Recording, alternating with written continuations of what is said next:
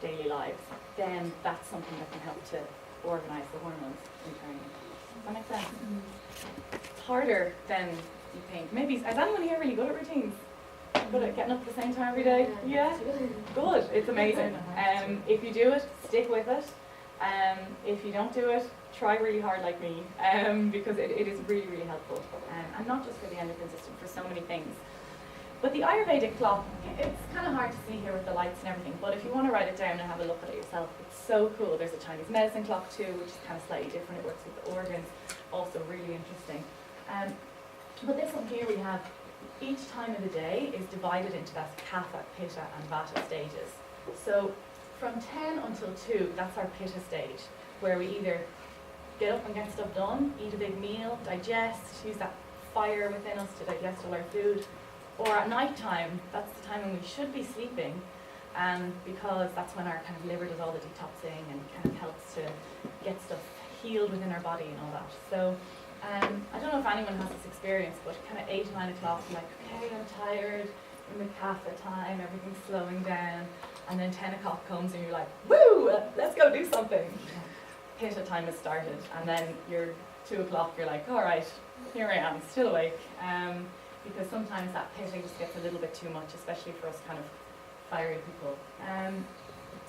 So it's just interesting to see. Then we've also got, you know, the seasons. Obviously, like our summer is our Pitta time, and we've got winter at the moment coming into our kind of springish Kapha part of winter, where, you know, there's more moisture, but also more kind of growth and things popping up out of the ground, and that's that nurturing and kind of that motherly feeling of spring. So it's a lovely thing to work with, the Ayurvedic clock. I have one printed out on my wardrobe door to remind me, 10 o'clock, go to bed. But it's hard sometimes. So I hope that's helpful for you all. So next we're going to look at herbal medicine, and how that all fits in with Ayurveda and with naturopathy. So as naturopaths, we use like a lot of different tools. So I kind of also work with flower essences. It's something that's something you'll learn about in the naturopathic year. Kind of good to bring in like life coaching skills, sometimes help people change their diet. I do plant-based nutrition. Lots of things you can bring in together. But herbal medicine is my real passion. I think since I was a little kid, I was kind of a bit of a flower fairy. I always loved the plants. I felt like they talked to me. And then when I was studying herbal medicine, it turns out you can actually talk to plants as a herbalist and not just be a crazy flower fairy child. So we kind of, you know, can meditate with the plants and see what they tell us and all that nice stuff.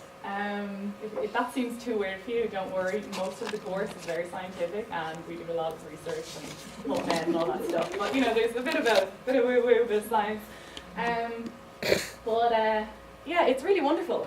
And why is it so magic? Well, the first time I came into the library when we were at college when I started was in Griffith College, and the big college and the big library, and I got out the herb books, and there was one called Planetary Herbology, and I really thought I was going to study at Hogwarts, which is really cool.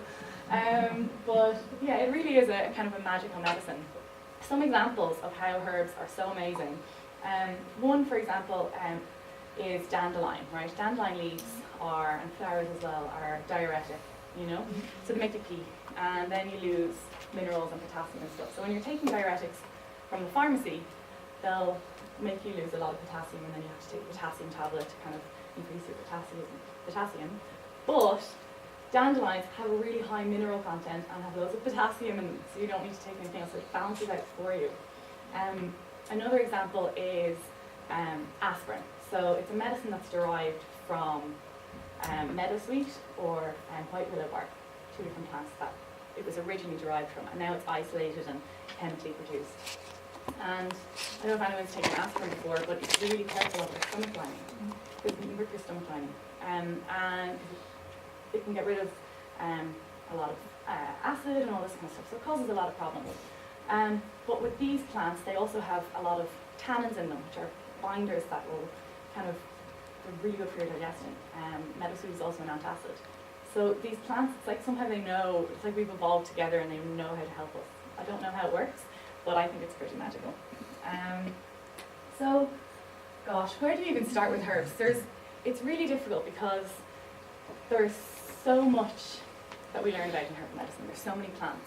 And when you're giving a talk like this, it's this kind of general talk of what could balance hormones. You can't just pick one plant, because every single one of you could have a hormonal issue in the room, and every one of you would have to take a different plant. And we also work in like formulas of plants, so the plants will work, maybe 7 in one class. Come on in. And so it is very complex. But I've chosen a few to go through. I also brought some along for you to try. So the first ones we're going to look at are bitters. Anyone familiar with bitters? Maybe some bitters that you take in bars and cocktails. Yeah, so it's the same thing. Basically, these bitter drinks, they were traditionally drank before you eat or maybe after you eat, because they help with digestion. But what they really do, the reason they help with digestion is because they help with secretions. And all of our glands in our endocrine system, all of our non-glands, which also secrete endocrine hormones like the heart, they all secrete the hormones. And bitters are really good for increasing secretions. So I'm going to pass this one around. You can all try it and see for yourself, because when you taste them, they don't taste nice, I'm going to warn you. But also not all herbs taste this bad. But I'm going to give them to you to try anyway, because I trust you to not kind of throw herbal medicine out just because these taste bad. But basically what you do is, you just take a squeeze, and then the way we usually do it when we're trying as a group, so we're not spreading each other's germs, is we put a few drops onto our hand here, and then just go. Kind of like you're doing tequila shots or something. And then you do that face because it's awful. But I'll start it over here. You can just pass it around and everyone can have a try. There is alcohol in it, because it's an alcoholic herbal tincture, so if you have any kind of issues with alcohol, or, then don't have any. So there's some bitters. This is kind of like similar to what I'm passing around. It's a mix of bitters. The one I'm passing around has this guy up here, which is gentian, and this one over here, which is yarrow. So I don't know if you can see very well, but this mixture of just yarrow grows everywhere around Ireland. It's a wonderful, wonderful plant. Does that grow in purple colour as well? Yeah, it's kind of like a pinkish kind of, kind of light pinky colour as well. And there's actually loads of colours of yarrow, but these are the ones we use most often. This one down here is called Andrographis. It's the king of bitters. It's an Ayurvedic herb. And this one's golden seal. This guy here is wormwood, which Harry Potter fans might be familiar with because they use it in potions class to make the draft of the living dead. Yeah, bitters are wonderful. They're one of those categories that you can use as an overall category. I know, sorry guys, but well done. Can I ask a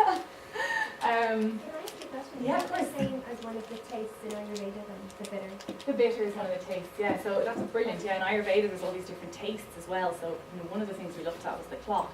But then also in Ayurveda, a lot of the times you'll work with the taste. So like the bitter taste will be good for pittas and kathas, but sometimes it can increase the vata. So there's a lot you can learn out of that, and that's one of the tastes that we can work with. And it's the one taste that's really lacking in our diets nowadays.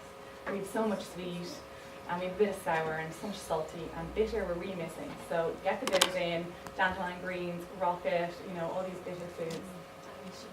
Did you make that yourself? Yeah, so this is a little mixture that I put together. The yarrow is one that I bought, the gentian I also bought, and then, what else is in that?